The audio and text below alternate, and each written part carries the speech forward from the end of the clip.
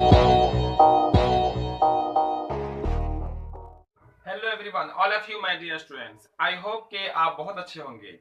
आज हम इस क्लास में क्लास 10th के मैथ को सीखेंगे, जिसका एक्सरसाइज जो होगा वो होगा आपका 12 यानी कि 12, जिसका नाम है वृत्त से संबंधित क्षेत्रफल। इससे पहले कई चैप्टर हम लोग कर चुके हैं, पीछे के जो भी चैप्टर हैं। तो जो क्लास में नए होंगे उस क्लास को जरूर देखिएगा, क्योंकि वो सब क्लास भी आप सबके लिए काफी महत्वपूर्ण है। और आज का क्लास भी काफी महत्वपूर्ण, काफी खास होने वाला है, क्योंकि हम लोग एक नया चैप्टर वृत्त से संबंधित क्षेत्रफल, जो जिस चैप्टर का नाम है, उसके हम लोग बेसिक नॉलेज को देखेंगे, बेसिक जानकारियां को देखेंगे, सीखेंगे और क्वेश्चन को भी देखेंगे। तो बस आप लोग शुरू से आखिर तक बने रहेंगे और एक्टिव होकर क्लास में समझेंगे। क्लास को यहाँ पे जो भी बताई जाएगी पूरा आपका क्लियर हो जाएगा। चलो सबसे पहले हम लोग स्टार्ट कर लेते हैं इसके बेसिक कंसेप्ट के साथ। तो चैप्टर का नाम है एक्सरसाइज जो आपका 12 है, इसका नाम है आपका वृत्त से संबंधित क्षेत्रफल। ठीक है, क्या नाम है? वृत्त से संबंधित संबंधित आपका रहेगा क्षेत्रफल। ठीक है, हम आपको पूरा एकदम बेसिक नॉलेज जरूर बताएंगे, ताकि जो भी आपका ऑब्जेक्टिव टाइप्स होगा, सब बेसिक से ही ऑब्जेक्टिव बनते हैं, वो आपका क्लियर हो जाएगा। तो वृत्त से संबंधित क्षेत्रफल, तो सबसे पहले हम ये जानना पड़ेगा वृत्त होता क्या है, वृत्त कहते किसको है। सब लोग जानते होंगे वृत्त के बारे में, क्योंकि हम लोग बहुत छोटे से पढ़ते आ रहे हैं वृत्त के बारे में, सबको पता है। तो कोई भी गोल आकृति जिसका एक केंद्र होगा, वो आपका क्या कहलाता है? वृत्त कहलाता है। जैसे यहाँ पे देख लीजिए, जैसे हम मान लेते हैं यहाँ पे हम एक राउंड घुमा दिए, चलिए रहा आपका राउंड। यहाँ पे होगा इसका सेंटर, जिसको हम लोग कहेंगे केंद्र। क्या कहेंगे? केंद्र कहेंगे। इसको हम लोग क्या कहेंगे? वृत्त कहेंगे। क्या बोलेंगे इसको? वृत्त कहेंगे। अब यहाँ पे जो चैप्टर है वृत्त, तो आपको समझ में आ गया। संबंधित यानी कि इसी से रिलेटेड हर क्वेश्चन में वृत्त की बात जरूर कहेगा। और क्षेत्रफल, जिसको अंग्रेजी में कहते हैं हम लोग एरिया। क्या बोलते हैं? एरिया, जिसको रकबा भी बोली जाती है। तो एरिया के बारे में जानकारी लेंगे, यानी कि इसके अंदर जो जगह है, जो सरफेस घुमा हुआ है आपका, परिधि जो लाइनिंग जो खींची गई है, जो गोल है, इसके अंदर जो ये जो जगह दिख रहा है, इसी जगह को हम लोग कहते हैं क्षेत्रफल। क्या कहते हैं इसको? क्षेत्रफल कहते हैं, यानी कि एरिया कहते हैं। तो यहाँ जो पढ़ने हमको है, क्या क्या पढ़ने हैं, हम सबको बताएंगे बारी बारी से, स्टेप बाय स्टेप। तो सबसे पहले आप वृत्त समझ लिए। वृत्त आप दूसरे एग्जांपल में ऐसे कह सकते हैं कि कोई भी जो पहिया होता है, चक्का जो होता है, वो कैसा होता है? आपका वृत्ताकार होता है, वो राउंड होता है। साइकिल का आप जरूर देखे होंगे चक्का, उसमें स्कोप होता है। स्कोप जानते हैं ना आप लोग?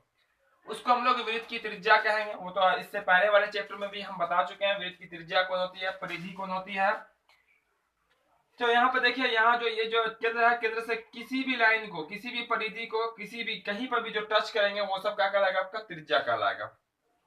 चाहे आप इसको यहाँ मिला दीजिए, चाहे इसको यहाँ मिला दीजिए, चाहे इसको यहाँ मिला दीजिए, सब क्या कहलाएगा? आपका त्रिज्या कहलाएगा, जिसको हम लोग इंडिकेट करते हैं स्मॉल आर से। क्या करते हैं? आर से इंडिकेट करते हैं। और वृत्त, ये जो आपका वृत्त बना, इसका क्षेत्रफल होता है और इसका परिमाप होता है। सबका फॉर्मूला ही बताएंगे हम। तो ये समझ लिए सब लोग, हम लोग वृत्त के बारे में।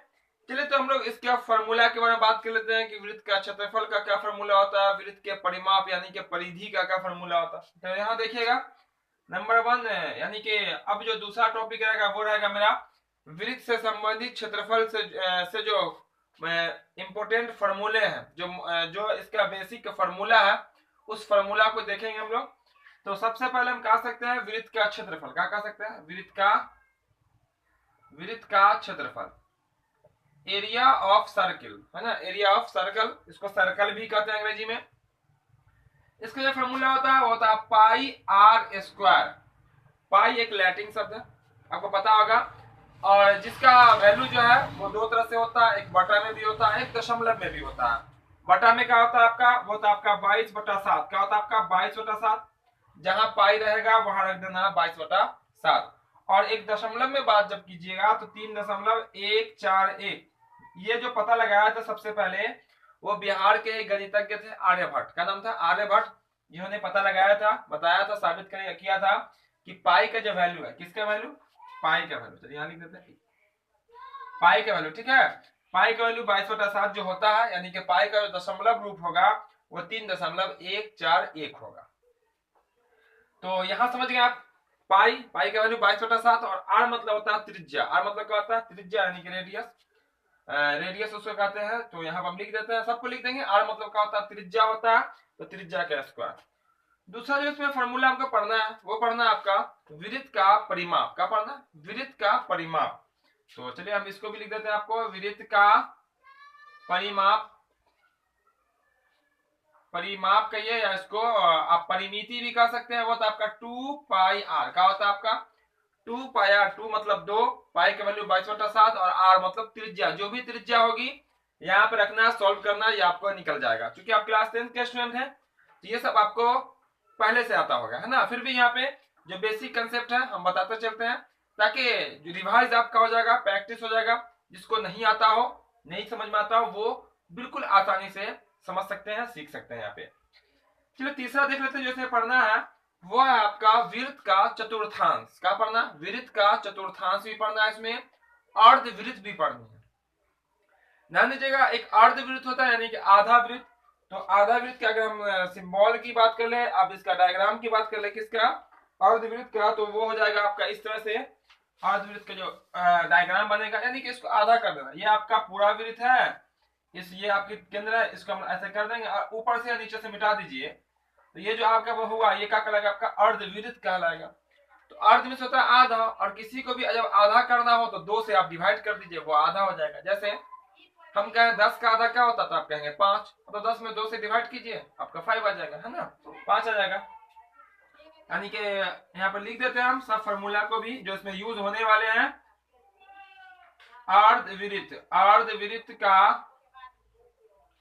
क्षेत्रफल, अर्धवृत्त का जो क्षेत्रफल होता है वो आपका 1/2 पाई आर स्क्वायर। ठीक है, आप इसको वैसे भी लिख सकते हैं पाई आर स्क्वायर बट्टा में 2, पाई आर स्क्वायर बट्टा में 2, या 1/2 पाई आर स्क्वायर। इसका होता है आपका अर्धवृत्त का परिमाप। क्या होता है, अर्धवृत्त का परिमाप, वो ध्यान से देखिएगा। आपका आएगा अर्धवृत्त का परिमाप। अर्धवृत्त का जो परिमाप होता है वो था आपका r इंटू पाई प्लस 2।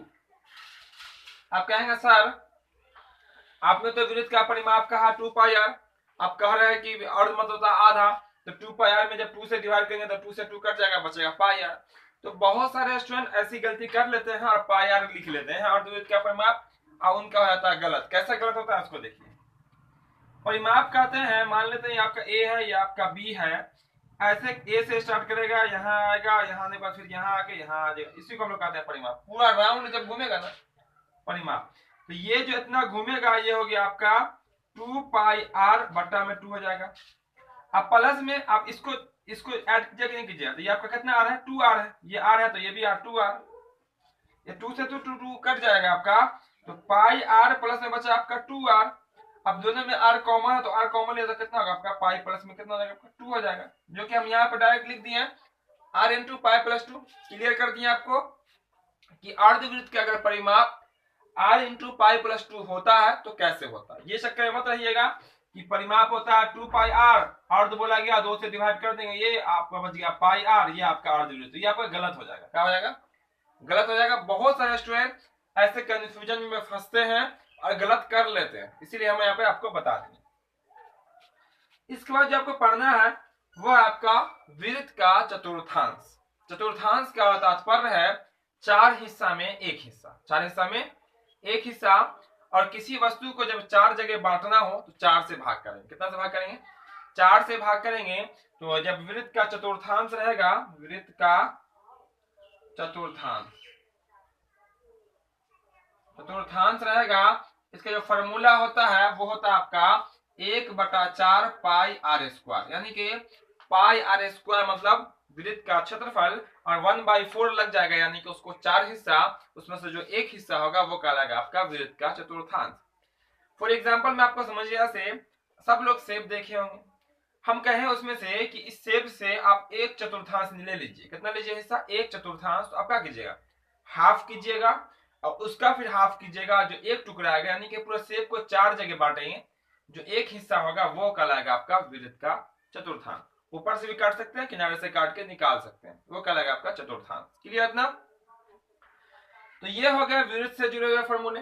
वृत्त का क्षेत्रफल, वृत्त का परिमाप, अर्धवृत्त का क्षेत्रफल, अर्धवृत्त का परिमाप और वृत्त का चतुर्थांश। इतना क्लियर है, ये वृत्त से हो गया आपका। इसके बाद जो आपको पढ़ना है वो पढ़ना है आपका, इसमें एक आएगा आपका त्रिज्याखंड। क्या होता? त्रिज्याखंड। एक होगा आपका वृत्ताखंड। क्या होगा? एक होगा त्रिज्याखंड और एक होगा आपका वृत्ताखंड। एक होगा चाप की लंबाई। चाप की लंबाई उसको भी हम लोग यहीं पर समझ लेते हैं, उसको भी यहीं पर समझ लेते हैं। तो जो क्लास को अब तक लाइक नहीं किए लाइक जरूर कर देंगे सब स्टूडेंट, और जो नए होंगे चैनल को सब्सक्राइब करके बेल आइकन जरूर दबा लेंगे, ताकि इस तरह का जो भी क्लास होगा हर क्लास का नोटिफिकेशन आपको भी मिल जाएगा। तो देखिए आगे फार्मूला का देख लेते हैं हम लोग। 6 नंबर फार्मूला में देख लेते हैं, बात कर लेते हैं हम लोग त्रिज्याखंड का क्षेत्रफल। किसका क्षेत्रफल? त्रिज्याखंड। हम आपको बताएंगे कि त्रिज्याखंड होता क्या, ठीक है, सब बताएंगे। बस आप धैर्य रख के आप ध्यान पूर्वक क्लास में बने रहेंगे, लगातार देखेंगे, ठीक है, एक्टिव होके पूरा आपको समझ में आ जाएगा। देखिए यहाँ पे त्रिज्याखंड का क्षेत्रफल, क्षेत्रफल यहां लिख देते हैं। इसका जो फॉर्मूला होता है वो होता है आपका थीटा बट्टा 360 गुना कर लीजिए पाई आर स्क्वायर। ये होता है फॉर्मूला, थीटा बट्टा 360 पाई आर स्क्वायर। ये होता है त्रिज्याखंड का फॉर्मूला। त्रिज्याखंड होता क्या? देखिए यहाँ, जैसे ये आपका वृत्त है, ये आपका क्या है? केंद्र है। अब इतना काट के हम हटा लेंगे, ये काट के हम हटा लिए इतना को, तो ये जो हिस्सा दिखाई पड़ रहा है ना, ये वाला हिस्सा, ये कहलाएगा, ऐसे मान लेते हैं यहाँ पे लिख दिए ओ, यहाँ लिख दिए ए, यहाँ लिख दिए बी। तो ये ओ ए बी जो है, ये जो एरिया दिखाई पड़ रहा है, यही कहलाएगा आपका त्रिज्याखंड। क्या कहलाएगा? त्रिज्याखंड। और जो बच गया ना, ये भी कहलाएगा त्रिज्याखंड। लेकिन ये छोटा त्रिज्याखंड, ये बड़ा त्रिज्याखंड। आप लोग जो है ना बर्थडे में जरूर गए, बच्चे का जब बर्थडे होता है, बर्थडे तो जाते हैं सब, वह क्या होता है? केक काटी जाती है, काटी जाती है ना। कैसे केक काटी जाती है? देखिएगा, किनारे से इस तरह से, किनारे से इस तरह से, काट के वहां क्या करते हैं, निकाल लेते हैं। तो जो निकाला हुआ भाग होगा सेंटर से, बीच में सेंटर से निकालना पड़ेगा। थोड़ा सा काट के निकलेगा तो काम नहीं चलने को। तो वो जो निकला हुआ भाग जो होगा वो आपका क्या कहलाएगा? त्रिज्याखंड कहलाएगा। क्या कहलाएगा? त्रिज्याखंड। ठीक है, इतना कंसेप्ट क्लियर है? चलिए, इसी में एक होता है चाप की लंबाई। ये जो दिखाई पड़े ना, ये जो इतना जो एरिया दिखाई पड़ रहा है ना, इसको कहेंगे चाप की लंबाई। जैसे यहाँ पे कोई हम लोग प्रकार रखेंगे, यहाँ पे पेंसिल नोक रखेंगे, पेंसिल ऐसे घुमा देंगे, आप नोक रखेंगे ऐसे घुमा दिए, फिर इसको ऐसे मिला दीजिए, तो ये जो आपका कहलाएगा, ये जो दिखाई पड़ रहा है, ये आपका चाप की लंबाई कहलाएगी। ये जो अंदर में जगह है वो त्रिज्याखंड कहलाएगा। तो चाप की लंबाई का ये फॉर्मूला होता है, उसको भी देख लेते हैं। चाप की लंबाई का फॉर्मूला क्या होता है? चाप की लंबाई का फॉर्मूला देख लीजिए, चाप की लंबाई। तो चाप की लंबाई का जो फॉर्मूला होता है उसको देख लेते हैं। तो वो होता है आपका थीटा बटा 360। क्या होता है? थीटा बटा 360। देखिएगा ध्यान से यहाँ पे, थीटा बटा 360 गुना होता है 2 पाई आर। या में, या इसको आप ऐसे भी लिख सकते हैं, या थीटा बटा 180 पाई आर। अब बोले सर कैसे? तो देखिए कुछ नहीं किया गया, यहाँ 2 पाई आर है और 2 से ये 360 जो है ना डिवाइड हो जाएगा 180 टाइम्स में। देखिए थीटा का थीटा लिखे हैं, दो गायब है यहाँ से, दो यहाँ पे है नहीं, दो से काट दिए 180 हो गया, गुना का जी आपका पाई आर। तो ये ऑब्जेक्टिव में पूछता है, कहेगा चाप की लंबाई का सूत्र होता है। ऑप्शन में देखिएगा या तो ये दिखेगा या तो ये दिखेगा। तो बहुत सारे बच्चे जो है ना, बहुत सारे स्टूडेंट इसको रट लेते हैं, याद कर लेते हैं, थीटा बटा 180 पाई आर। वहां पे ये ऑप्शन नहीं दिखता, और दिखता कौन वाला है? ये वाला दिखता है, क्योंकि इसको भी डबल कर देता है, गुना में लगा देता है 2। या कभी कभी बच्चे इसको याद कर लेते हैं और ऑप्शन में ये दिखता ही नहीं है, दिखता ये वाला, फिर फंस जाते हैं कि ऐसा तो है नहीं, सब तो बताया नहीं, इसीलिए हम पूरा आपको बता दे रहे हैं। इसी को हम 2 से डिवाइड करके कर दिए थीटा बटा 180 पाई आर। ठीक है ना। एक और फॉर्मूला होता है मात्र इसमें, जिसको हम लोग कहते हैं वृत्ताखंड। क्या होता है? वृत्ताखंड। उसको भी समझ लीजिए, वृत्ताखंड के फॉर्मूला को। फिर हम लोग आगे जो कुछ नॉर्मल बेसिक क्वेश्चन को देख लेंगे, फिर जो आपके एनसीईआरटी बुक में जो क्वेश्चन सब है, सब क्वेश्चन को भी देख लेंगे। चलिए, तो ये रहा आपका अंतिम जो फॉर्मूला होगा इस चैप्टर का, उसको देख लीजिए। 8वां वो था आपका त्रिज्याखंड, सॉरी वृत्ताखंड। क्या होता है आपका? वृत्ताखंड का क्षेत्रफल। किसका क्षेत्रफल? वृत्ताखंड, वृत्ताखंड का क्षेत्रफल। इसका जो फॉर्मूला होता है वो इस तरह से होता है, आर स्क्वायर पाई थीटा बटा 360 माइनस 1/2 साइन थीटा। ये फॉर्मूला होता है। आर स्क्वायर पाई थीटा बटा 360 माइनस 1/2 साइन थीटा। थीटा कहने का मतलब कोई भी एंगल, क्योंकि ये जो आपका वृत्त होता है वो वृत्त जो बनाता है कोण वो 360 डिग्री का होता है। कितना? 360, पूरा राउंड घूमेगा 360 डिग्री बन जाएगा। उसमें से कोई भी हिस्सा जब निकालिएगा तो कुछ ना कुछ एंगल भी निकल जाएगा उसका। तो थीटा मतलब कोई भी एंगल। अब यहाँ पे साइन तो पढ़े हैं त्रिकोणमिति में, है ना, ट्राइगोनोमेट्री में पढ़े हैं। साइन 30 का वैल्यू, साइन 45, साइन 60 उस हिसाब से वैल्यू देता है वहां पे। साइन 30, 60, 45, 90 इस तरह से देगा ताकि एग्जैक्ट मान आपका निकल जाए। अब बिल्कुल निकल जाएगा। तो बस ये इतने ही फॉर्मूले को हम लोग यूज करने वाले हैं इस पूरे चैप्टर में। वृत्त से संबंधित क्षेत्रफल में यही 8 फॉर्मूला आपका यूज होने वाला है। तो बस जल्दी से कर लीजिए आप लोग इसका स्क्रीनशॉट। क्या कर लीजिए? स्क्रीनशॉट कर लीजिए। और सब फॉर्मूला आपको याद होना चाहिए। अगर इतना फॉर्मूला याद है, ऑब्जेक्टिव जो है ना बस चुटकी हिलाते ही आपका बन जाएगा। चलिए जल्दी से स्क्रीनशॉट कर लीजिए सब स्टूडेंट। चलिए तो यहां से हम कर देते हैं साफ इसको, ठीक है, साफ कर देते हैं और देखते हैं अब प्रश्न को देखते हैं, उसे प्रश्न को सॉल्व करते हैं। फिर हम कुछ पहले नॉर्मल क्वेश्चन लेंगे, फिर आपके सिलेबस में जो क्वेश्चन सब है उसको भी देखेंगे, बारी बारी से देखेंगे, पूरा कंसेप्ट के साथ देखेंगे। तो जो क्लास को अब तक लाइक नहीं किएंगे लाइक जरूर कर देंगे, और जो देरी से आएंगे क्लास में इस चीज जो भी साफ हो रहा है उसको जरूर देख लीजिएगा, क्योंकि बस इसी पे आधारित है आपका पूरा चैप्टर। तो आइए हम लोग सबसे पहले बात कर लेते हैं कुछ नॉर्मल प्रश्न पे, ठीक है, नॉर्मल प्रश्न पे। चूंकि वृत्त से नॉर्मल प्रश्न आपको ऑब्जेक्टिव में देखने को मिलेगा, ठीक है, ऑब्जेक्टिव में मिलेगा, 2 नंबर वाले में हो सकता है। तो यहाँ पे देखते हैं हम लोग पहले बेसिक कंसेप्ट के कुछ क्वेश्चन को, जो कि रहेगा बहुत ही इजी, बहुत ही आसान।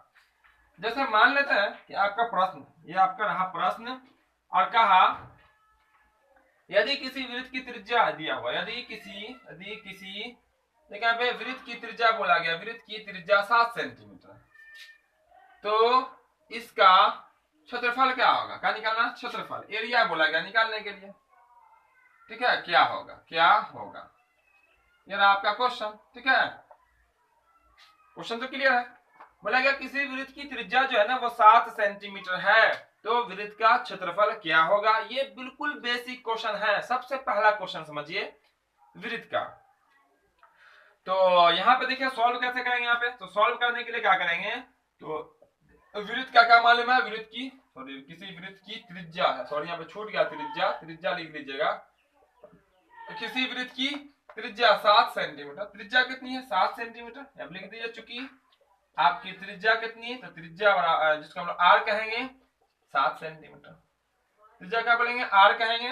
और इसमें एक होता है व्यास, व्यास जो होता है वो त्रिज्या का दुगुना होता है, या हम कह सकते हैं त्रिज्या जो होती है व्यास की आधी होती है। तो यहाँ पे तो व्यास का कोई मतलब है नहीं, त्रिज्या कितना आपका 7 सेंटीमीटर है, तो लिख दिया यहाँ पे। इसीलिए क्या निकालना पड़ेगा आपको, इसीलिए वृत्त का क्षेत्रफल, क्या निकालना है आपका? क्षेत्रफल, एरिया निकालनी है इस राउंड में। यानी कि डायग्राम से समझिए तो बोला गया ये जो है ना लंबाई 7 सेंटीमीटर है, यहाँ पे नोक रखेंगे ऐसे घुमा देंगे ऐसे, तो इसके अंदर जो जगह होगा ना वो कितना होगा, यही क्वेश्चन में कहा गया। कंसेप्ट क्लियर है ना? ऐसा नहीं कि हम निकाल लेंगे 7 सेंटीमीटर का वृत्त का क्षेत्रफल, पता नहीं चला कि हुआ क्या। तो सब समझिएगा यहाँ पे, ये जो अंदर में जगह होगा ये लंबाई कितनी होनी चाहिए? 7 होनी चाहिए। इसीलिए जो वृत्त का क्षेत्रफल होता, वृत्त का क्षेत्रफल होता, उसका जो फॉर्मूला होता, अभी जस्ट हम लिखा है पाई आर स्क्वायर, क्योंकि पहला ही फॉर्मूला लिखा है ये वृत्त का क्षेत्रफल कितना? पाई आर स्क्वायर। और इस क्वेश्चन में कहेगा, अभी जस्ट हम आपको बताया पाई का वैल्यू 2 होता, 2 मतलब एक बटा में होता है, 1 दशमलव में। जब तक दशमलव में ना कहा जाए जब तक बटा में ही लेना पड़ेगा, ठीक है। तो देखिए पाई का वैल्यू कितना, अभी जस्ट बताए, यहाँ पे लिखे थे, हमको वो भी याद है कि यहाँ पे लिखे पाई का वैल्यू कितना। सब लोग कमेंट में बताते रहेंगे क्लास कैसा लग रहा है आपको, अच्छा लग रहा है, समझ में आ रहा है कि नहीं आ रहा है? बिल्कुल समझ में आता होगा सबको। तो पाई की वैल्यू कितना होगा? वो होगा आपका 22/7। क्या होगा आपका? 22/7 हो जाएगा। और आर, ये जो आर आपको दिख रहा है ना, आर मतलब क्या? त्रिज्या, त्रिज्या पे क्या आपका स्क्वायर, आर पे स्क्वायर, और जिस अंक पे स्क्वायर लग जाए ना उसका मतलब होता है 2 बार गुना में, और जिस पर 3 लग जाए ऊपर में उसका मतलब 3 बार गुना में। तो 2 बार लिख लीजिए 7 को गुना में। सेंटीमीटर इसमें भी होगा, सेंटीमीटर इसमें भी होगा, ठीक है, दोनों में सेंटीमीटर है। इस 7 से 1 वाला 7 कट जाएगा, क्योंकि जब ऊपर में गुना गुना हो नीचे में बटा में हो तो बिल्कुल कट जाता है। जो बच गया उसको गुना कर लीजिए, 7 गुना 14 और 7 गुना 14 कितना होगा आपका 15, 154। इसका सेंटीमीटर गुना करेंगे तो सेंटीमीटर का होगा आपका स्क्वायर, और यही हो जाएगा आपका एंसर। इतना क्लियर सबको आता होगा। पहले से भी बहुत सारे स्टूडेंट है जिसको समझ में नहीं आता है मैथ, घबराने की बात नहीं है, हम सबको लेके चलेंगे, सबको साथ लेके चलेंगे। जिसको नहीं भी आता उसको भी पूरा पूरा आ जाएगा। तो 154 सेंटीमीटर यानी कि इसके अंदर का जो एरिया होगा, क्षेत्रफल जो होगा वो कितना हो जाएगा आपका 154 सेंटीमीटर स्क्वायर हो जाएगा। इतना क्लियर है? इसी को कहते हैं हम लोग क्षेत्रफल। क्षेत्रफल का क्वेश्चन क्लियर होगा। चलिए, इतना क्लियर है तो अब दूसरा सेकंड क्वेश्चन को देख लेते हैं। यदि किसी वृत्त की त्रिज्या मान लेते हैं कि 7 सेंटीमीटर है, तो इसका हम यहां से कर देते हैं परिमाप। क्या कर देते हैं? क्षेत्रफल को हटाते हैं और लिख देते हैं परिमाप। क्या लिख देते हैं? यहाँ पे बोला जाएगा परिमाप निकाले। परिमाप क्या निकालना? परिमाप ज्ञात करने को कह दिया। क्या निकालने को कह दिया? परिमाप निकालने के लिए कहा गया। तो देखिए हम लोग परिमाप कैसे निकालेंगे, इसको यहाँ साफ कर दें, स्क्रीनशॉट लेते रहेंगे, सब क्वेश्चन को नोट करेंगे नोटबुक में, ठीक है? उसमें पीछे नहीं हटना और प्रैक्टिस करेंगे। प्रैक्टिस कीजिएगा, पूरा मैथ आपका स्ट्रांग हो जाएगा, ठीक है? ये चलिए, ये हो गया आपका साफ। चलिए अब इस क्वेश्चन के अकॉर्डिंग अगर बात करेंगे तो यहाँ पे जो हमें त्रिज्या तो वही है, त्रिज्या तो इसमें कोई बदलाव नहीं है। चलिए इसको, इसके अंदर की जगह को हम लोग साफ कर देते हैं। अब यहाँ जो बोला गया वो कहा गया आपको क्या निकालने के लिए? परिमाप। जस्ट अभी हम फॉर्मूला बताए थे परिमाप का। परिमाप का मतलब क्या होता है? देखिए यहाँ पे मान लेते हैं कि आपका बिंदु ए है। अब कोई बालक 7 सेंटीमीटर है, इसको ऐसे राउंड घूमेगा, ऐसे इसी पे दौड़ना, इस पट्टी लाइनिंग पे दौड़नी है, इस लाइनिंग पे दौड़नी है और फिर बताना है कितना दूरी हुआ, वही होता है परिमाप। या नहीं तो ऐसा समझिए कि मान लेते हैं कि हम स्टील का एक तार ले लेते हैं, स्टील की तार, एल्युमिनियम की तार, कोई भी लीजिए जो मुड़ जाए, उसको बिल्कुल गोल कर लेते हैं, ठीक है? अब गोलाई में जो तार लगा है उसको सीधा करेंगे, जितनी लंबाई होगी वही लंबाई गोलाई में होगी। तो समझ में आएगी नहीं? अब गोलाई में होगी तो उसको नापेंगे कैसे हम लोग? कैसे घुमा घुमा के नापेंगे? मतलब परिमाप निकाल लेंगे, जो परिमाप होगा वही उसकी लंबाई होगी। अगर उसको काट के सीधा किया जाए वही आएगा, ठीक है? तो यहाँ पे भी लिख देते हैं, यहाँ पे चूंकि त्रिज्या कितनी है, यहाँ भी आपकी कितनी है त्रिज्या, चूंकि यहाँ भी आपकी जो त्रिज्या वो कितनी है, वो भी है आपका 7 सेंटीमीटर। ये आपका बदलता रहेगा, 14 दे देगा, कभी कभी 10 दे देगा, कभी 5 हो सकता है, कभी 20 हो सकता है, कभी 28 हो, कुछ भी हो सकता है। निकालना कैसे लिए? वृत्त का परिमाप निकालना फॉर्मूला होता है 2 पाया। क्या होता है आपका? 2 पाया इसका फॉर्मूला होता है किसका? वृत्त के परिमाप का, ठीक है? क्योंकि यहाँ पे जो भी फॉर्मूला लिखा है हम सब पे क्वेश्चन पहले बताते हैं। बेसिक आपको आ जाएगा, जब बुक स्टार्ट करेंगे तो आप हमसे आगे आगे बना सकते हैं, है ना? तो यहाँ पे देखिए 2 का 2 फॉर्मूला से है 2। अब पाई का वैल्यू तो पता ही है, कितना होता है पाई का वैल्यू? 22/7। अब कभी भी आप लाइफ में नहीं भूलेंगे पाई का वैल्यू कितना होता है? 22/7 होता है, याद रखेंगे, ठीक है? 22/7 हो गया। और आर जो है ना, आर मतलब वृत्त की त्रिज्या। वृत्त की त्रिज्या, हमेशा त्रिज्या को हम लोग आर ही कहते हैं। ये कितना आपका? बस 1/7 है, इस पर तो कोई स्क्वायर है नहीं, बस 1/7 लिख देना और 1 बार सेंटीमीटर हो जाएगा।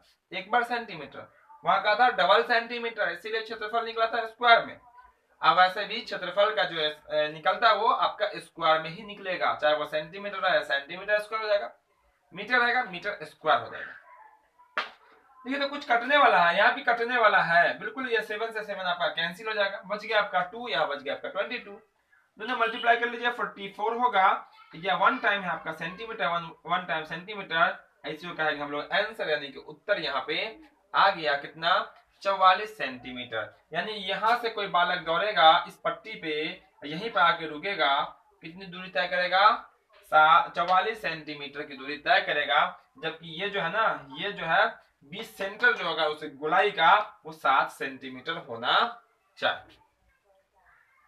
इतना कंसेप्ट है क्लियर? इसमें तो कोई डाउट नहीं, कोई कंफ्यूजन भी नहीं होगा, ठीक है? तो आगे जो हम लोग देखेंगे, फिर देख लेते हैं अगला टाइप को, ठीक है? जैसे इसमें हम लोग अभी पढ़े वृत्त का क्षेत्रफल, फिर वृत्त का परिमाप। अब ले लेते हैं हम लोग अर्धवृत्त और अर्ध अर्धवृत्त का क्षेत्रफल और अर्धवृत्त का परिमाप, फिर आपके जो सिलेबस में है उसको देखेंगे। तो बस आप लोग बने रहेंगे लगातार। क्लास को लाइक जो नहीं किए होंगे, क्लास को सब स्टूडेंट लाइक कर देंगे, और जो दोस्त उपस्थित नहीं होंगे क्लास में आपके, सब को शेयर करते रहेंगे, ताकि आपके साथ साथ आपके दोस्त भी क्लास में हो तो खूब मजा आएगा, है ना, पढ़ने में भी और पढ़ाने में भी। चलिए ये रहा आपका साफ है ना। अब जो क्वेश्चन देखते हैं हम लोग अर्धवृत्त का देख लेते हैं। किसको देख लेते हैं? अर्धवृत्त के क्षेत्रफल को देख लेते हैं। क्योंकि देखिए इतना नॉर्मल क्वेश्चन आपके बुक में है नहीं, ठीक है, और एग्जामों में ऐसा प्रश्न होता है, जब इतना आपको बुझने नहीं आएगा, समझने नहीं आएगा, तो जो बुक में क्वेश्चन फिर आपको ऊपर से निकलना स्टार्ट हो जाएगा।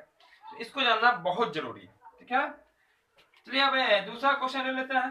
कहा गया इस तरह से आपका क्वेश्चन, किसी अर्धवृत्त की बात कीजिएगा यहाँ पे, आधा वृत्त, अर्धवृत्त की जो है ना त्रिज्या बोल दिया जाएगा 14 सेंटीमीटर। कितना बोलते हैं? 14 सेंटीमीटर है। तो इसका क्षेत्रफल बोला गया, निकालने के लिए क्षेत्रफल बोला गया, और साथ में लिख देते हैं और परिमाप निकालें। क्षेत्रफल भी निकालें और परिमाप भी निकालें, दोनों एक ही साथ बता दे रहे हैं, ठीक है। आपसे अलग अलग भी पूछा जाए या एक साथ पूछा जाए, आपका वर्क आपका सेम टू सेम होगा। अब 2 बार दोनों पूछा जाएगा, दोनों को निकाल लेंगे, एक को पूछा जाएगा, एक बार निकाल के आंसर कर लेंगे, ठीक है। तो यहाँ पे अर्धवृत्त की जो त्रिज्या है वो 14 सेंटीमीटर है, तो इसका क्षेत्रफल भी निकालेंगे और परिमाप भी निकालेंगे। देखिएगा यहाँ पे सॉल्व कर लेते हैं। यहाँ पे तो आपको जो मालूम है, चूंकि क्या मालूम है आपको, वो मालूम है त्रिज्या। क्या मालूम है? त्रिज्या मालूम है। त्रिज्या कितनी मालूम है? तो कहिएगा आप 14 सेंटीमीटर मालूम है। कुछ भी हो उससे कोई फर्क पड़ता नहीं है। इसीलिए जो आपका पहला जो स्टेप होगा वो पहले क्षेत्रफल का है ना, पहले क्षेत्रफल निकाल लेते हैं। किसका क्षेत्रफल? वृत्त का क्षेत्रफल नहीं, देख सकते हैं अर्धवृत्त है। चलिए अर्धवृत्त का क्षेत्रफल, आज जस्ट अभी हम फॉर्मूला आपको बताए हैं अर्धवृत्त के क्षेत्रफल का। जो भी आपका वृत्त का क्षेत्रफल होगा उसमें बटा में कर दीजिएगा 2, वही तो होता है अर्धवृत्त का क्षेत्रफल। तो आपका 1/2 पाई आर स्क्वायर। क्या होगा आपका? 1/2 पाई आर स्क्वायर। या आप इसको ऐसे भी लिख सकते हैं पाई आर स्क्वायर बटा 2। आप ऐसे बिल्कुल लिख सकते हैं, इससे कोई हरज नहीं है, आप ऐसे भी लिख सकते हैं। वो ऐसे लिखेगा तो बेहतर लगेगा, अच्छा लगेगा देखने से, है ना। अब देखिए 1/2 का 1/2 पाई का वैल्यू कितना? पाई का वैल्यू जस्ट अभी बताए हैं, आप सबको याद है पाई का वैल्यू कितना? 22/7। और आर का वैल्यू कितना? 14। वो भी कितनी बार लिखेगा? 2 बार लिखेगा, यानी कि लिखेगा 14 सेंटीमीटर, और गुना हो जाएगा आपका 14 सेंटीमीटर। चूंकि आर पे स्क्वायर है, आर का वैल्यू 2 टाइम्स लिखना पड़ेगा, 2 बार। अब देखिए कुछ कटने वाला बिल्कुल कट जाए। देखिए 7 इकाई 7, 7 दूना 14, 7 इकाई 7 और 7 दूना 2 से ये वाला 2 भी कट जाएगा, कट गया। यहाँ पे 2 से 2 भी आपका कट गया। फिर देख ले 7 इकाई 7, 7 दूना 14, ऊपर 2 वाला 2, नीचे वाला 2 कट गया। ऊपर जो आपका बचा वो बचा हुआ 22 और बचा हुआ 14, और 2 बार है सेंटीमीटर। गुना कर लीजिए, 14 दूना 28, 14 दूना 28 और 2 30, हो जाएगा सेंटीमीटर, और यहाँ हो जाएगा स्क्वायर। क्योंकि सेंटीमीटर को जब सेंटीमीटर से गुना कीजिएगा तो 2 टाइम्स आएगा सेंटीमीटर। 2 सेंटीमीटर मत लिखिएगा, वो जोड़ में होता है, ठीक है। गुना में स्क्वायर, क्यूब, 4, 5 वो पावर में चला जाता है, यानी कि सेंटीमीटर स्क्वायर। ये हो गया आपका पहला आंसर कंप्लीट, जो कि निकल के आया अर्धवृत्त का क्षेत्रफल। Concept clear? अब साथ में बोला गया था आपको अर्धवृत्त का परिमाप भी निकालने को, फिर यहां लिख लीजिए फिर, ठीक है। और अर्धवृत्त का परिमाप, तो अभी जस्ट हम आपको फॉर्मूला बताए भी है निकाल के। अर्धवृत्त का फॉर्मूला क्या होता? तो वो था आपका r इंटू पाई प्लस में 2, है ना, पाई प्लस में 2। तो जो क्लास को देरी से ज्वाइन किए होंगे वो क्लास के इंड होने के बाद फिर से आप रिपीट करके देखिएगा, क्योंकि पूरा कंसेप्ट बता चुके हैं। जो देरी से आए होंगे तो थोड़ा सा घटा तो होगा ही, तो कोशिश करेंगे अगले क्लास से कोई घटा नहीं, पहले आएंगे क्लास में 2-4-5 मिनट पहले ज्वाइन कर लेंगे। अब यहाँ पे देखिए तो r का वैल्यू कितना? 14 सेंटीमीटर, इसके लिए भी है। और यहाँ पाई का वैल्यू कितना होता है? तो 22/7 आप प्लस में 2 बटा में कुछ नहीं तो 1।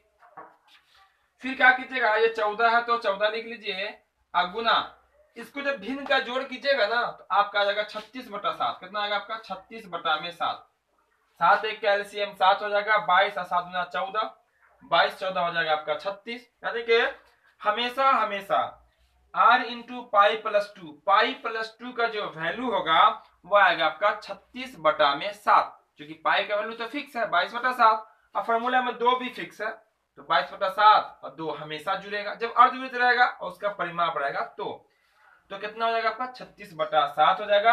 अब देखिए 7 गुना आपका ये कट जाएगा, कितनी बार 2 बार में आपका हो गया 2 गुना 36, 36 गुना कितना होता है 72, एक ही बार आपका होगा सेंटीमीटर, क्योंकि वो रहेगा सिर्फ 14 में, इसलिए यहाँ पर आ जाएगा 72 सेंटीमीटर। तो ये थे वृत्त से संबंधित क्षेत्रफल यानी कि एक्सरसाइज 12 के बेसिक क्वेश्चन, बेसिक कंसेप्ट जो कि फॉर्मूला और ये नॉर्मल क्वेश्चन जो कि आपने आज सीखा। तो बस आज का क्लास यहीं पर हम लोग एंड कर लेते हैं। अगले क्लास में जो प्रश्नावली जो एक्सरसाइज में क्वेश्चन है यानी कि 12.1 का जो क्वेश्चन होगा उसको देखेंगे। बिल्कुल सिंपल तरीके से वो आपको समझ में आएगा अगर ये क्लास आपको समझ में आ गया होगा तो। बिल्कुल आया होगा सबको, क्लास जरूर लाइक कर दीजिएगा। जो चैनल पे नए होंगे चैनल को सब्सक्राइब जरूर कर लेंगे और साथ ही साथ जो है आप बेल आइकन को भी ऑन कर लेंगे ताकि हर क्लास का नोटिफिकेशन आपको मिलेगा। आप बिल्कुल आसानी पूर्वक अपनी तैयारी कर सकते हैं। तो फिर मिलते हैं हम बहुत जल्द अगले क्लास में। जय हिंद, जय भारत।